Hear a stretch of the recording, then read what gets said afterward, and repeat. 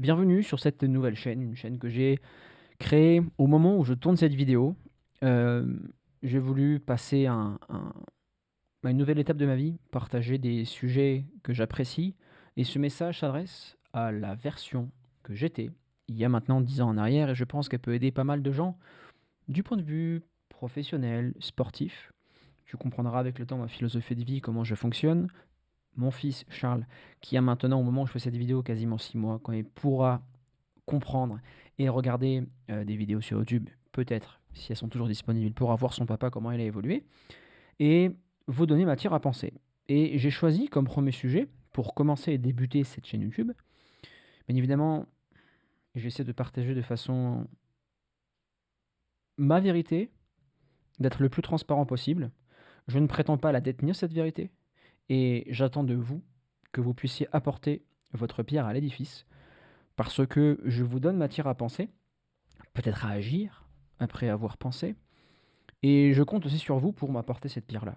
Parce que le pouvoir d'internet, c'est de pouvoir faire des vidéos comme celle-ci, de pouvoir partager et de pouvoir aussi s'enrichir, heu, intellectuellement et aussi, du point de vue matériel.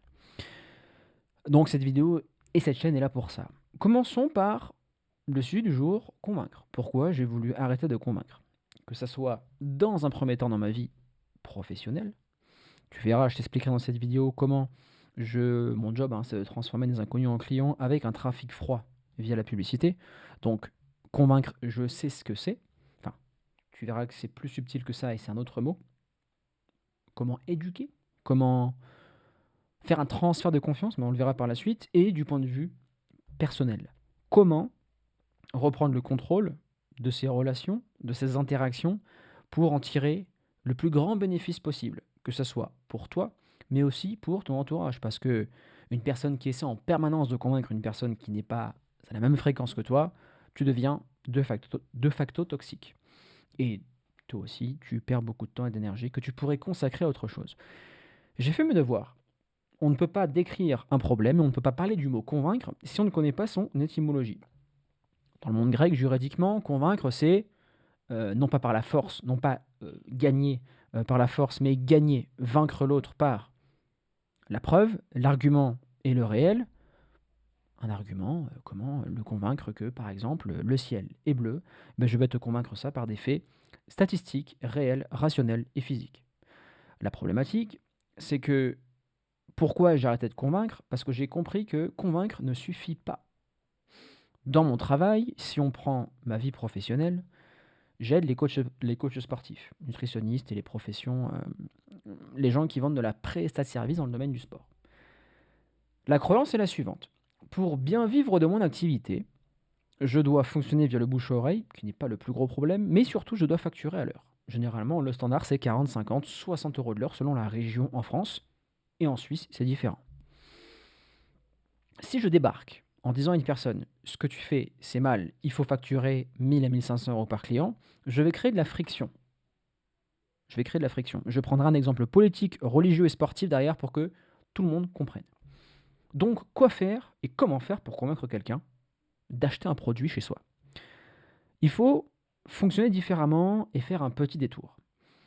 Lorsque une personne te découvre, on va lui énoncer son problème et lui expliquer que c'est normal, que ce n'est pas de sa faute, et c'est ce qu'on lui a enseigné. Par contre, si elle est ouverte à travailler différemment, il est fort probable qu'il existe un meilleur chemin pour cela. Je remets dans le contexte. Aujourd'hui, si tu es un coach sportif et que tu vends une séance à 50 € de l'heure, j'entends. Quelles sont les conséquences? Tu travailles beaucoup, burn-out, et à la fin, il ne te reste pas grand-chose après les charges et les taxes.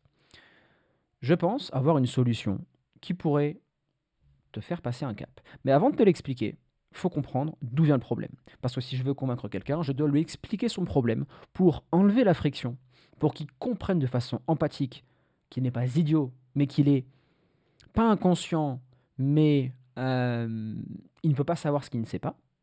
Donc il est en manque de connaissances, en manque de savoir, et ce n'est pas grave, c'est OK.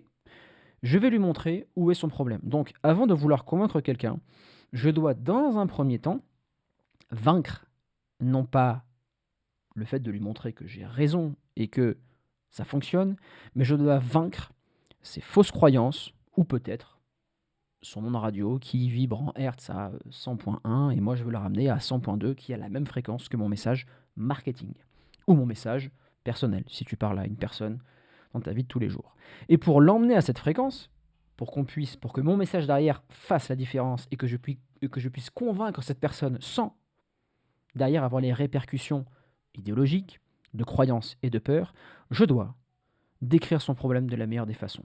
Et c'est là où tous ceux qui ont étudié le copywriting comprennent que les mots justes, quand on connaît très bien son avatar client, c'est comme ça qu'on va commencer à le convaincre. Vous savez, un homme politique, il va utiliser des façons de parler, il va utiliser un habit, un costard, une cravate, une montre, une coupe de cheveux, une barbe, des lunettes. Tout ceci est orchestré pour créer de la réciprocité. Quand je crée une réciprocité avant de convaincre quelqu'un, je lui fais baisser sa garde, je le mets dans un climat de confiance pour derrière lui exposer plus facilement ses problèmes. Maintenant que j'ai exposé les problèmes en lui expliquant que 50 euros, il y avait telle et telle conséquence, j'ai créé un terrain fertile pour potentiellement le convaincre que ma méthode est la meilleure. Et pour convaincre que ma méthode est la meilleure, il y a un facteur clé. C'est une chose que il y a une relation avec la vie personnelle. Si tu veux entrer en débat, entrer en conviction avec quelqu'un, tu dois lui poser la question, est-ce que tu es ouvert à qu'on puisse aborder ce sujet? Tu expliques le but de ce potentiel débat ou le but derrière de convaincre cette personne. Aujourd'hui, je vais échanger avec toi, non pas pour t'embêter, mais pour que tu puisses faire plus de chiffres d'affaires, pour que tu puisses avoir moins de clients et pour que tu puisses avoir plus de liberté. Ça ne passe pas, comme on l'a vu précédemment, par un modèle à l'heure, ça passe par un modèle à la transformation. Est-ce que tu souhaites aller plus loin et que je te montre comment on peut travailler ensemble? Si la réponse est oui, je n'ai pas cherché à convaincre une personne, j'ai déconstruit ce qu'il pensait juste ou vrai, je lui ai montré qu'il y avait une autre alternative et je lui ai demandé la permission. Et qu'est-ce que j'ai fait en faisant ça? J'ai donné le pouvoir à la personne de me dire non. Donc, elle pense être en total contrôle du chemin qu'elle va suivre, du chemin pour le coup marketing. Et quand on comprend ça, on comprend comment fonctionnent tous les business. Quand on donne le contrôle au prospect, le prospect n'a pas la sensation d'être dans un tunnel ou un process de vente. Et quand tu comprends ça, tu peux convaincre quelqu'un sans forcer, étape par étape, de son plein gré, plus ou moins, parce qu'il y a des influences extérieures, de toute façon il y a toujours des influences extérieures, de son plein gré, de potentiellement travailler avec toi. Donc, je récapitule, je vais dans un premier temps exposer le problème. Dès qu'il est exposé, j'explique les conséquences. Tu peux rajouter de la réciprocité, que toi aussi tu l'as vécu, plus témoignage. Et dès que j'ai fait ça, je peux poser mon nouveau véhicule, la nouvelle méthode, mon produit. Et je demande la permission à cette personne si elle veut échanger au téléphone ou en visio autour de ce produit. Si c'est le cas, on peut avancer. Et là, je pourrais convaincre une personne en appel de rejoindre mon accompagnement parce que on va parler la même fréquence, tout va être cohérent et pas à 100%, mais la majorité des fausses croyances ou des idéologies ont été, on va dire, atténuées. Maintenant, voici pourquoi j'ai arrêté de convaincre et voici pourquoi je fonctionne d'une façon différente. Je fonctionne par l'éducation et par la pédagogie.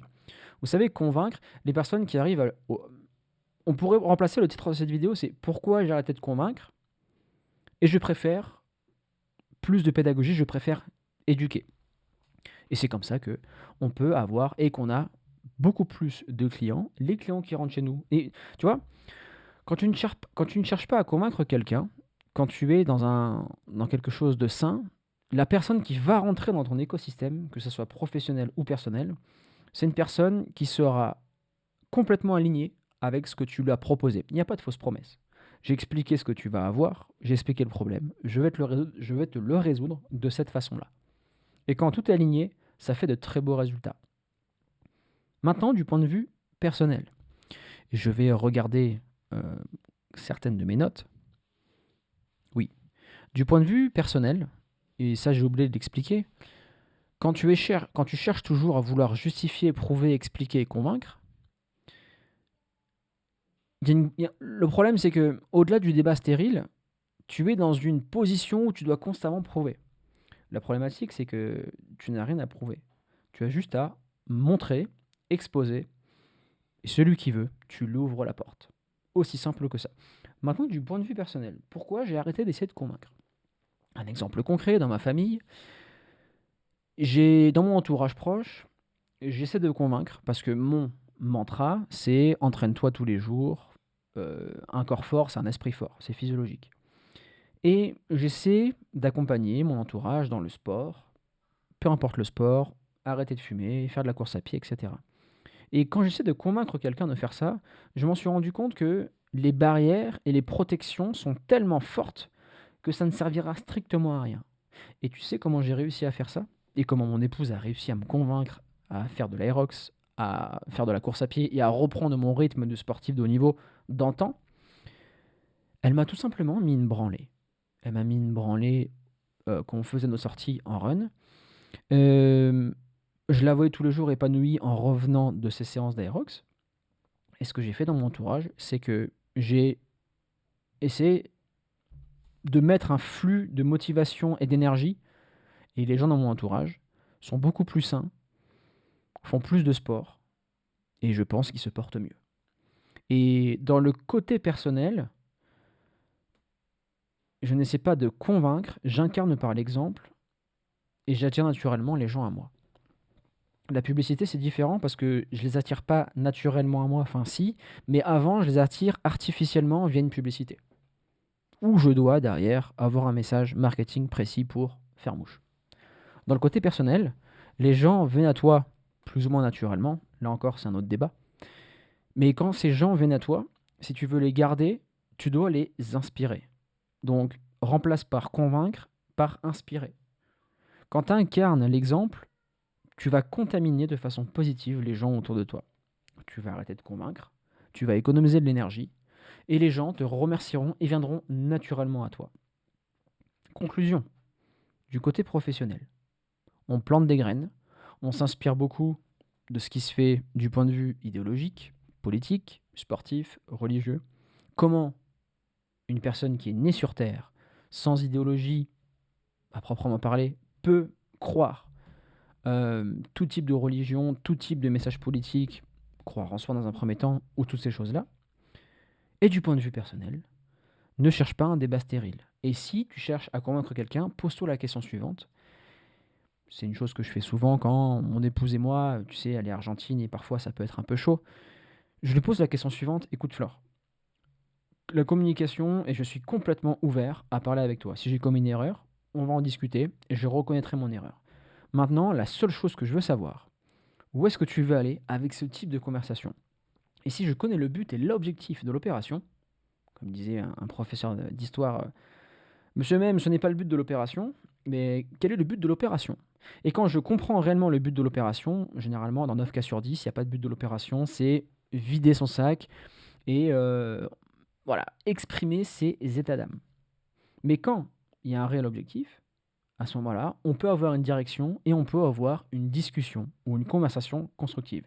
Mais si tu fais un débat stérile sur deux sportifs, quel est le meilleur par exemple, dans mon entourage, des gens font souvent des débats sur quel est le meilleur entre Michael Jackson et LeBron James, quel est le GOAT.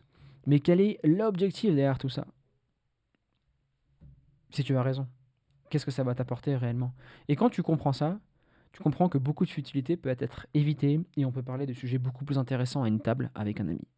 Et quand par exemple, tu veux te vanter de conquête, tu veux te vanter de ton chiffre d'affaires, chose que je faisais par le passé, tu veux te vanter ou tu veux parler de toi, moi je, pose-toi la question, là on fait une grosse dérive, mais pose-toi la question, quelle est la plus-value que j'apporte à cette conversation? Est-ce que la personne qui est en face de moi est venue boire un verre, aller au restaurant ou me rencontrer pour entendre mes histoires en permanence?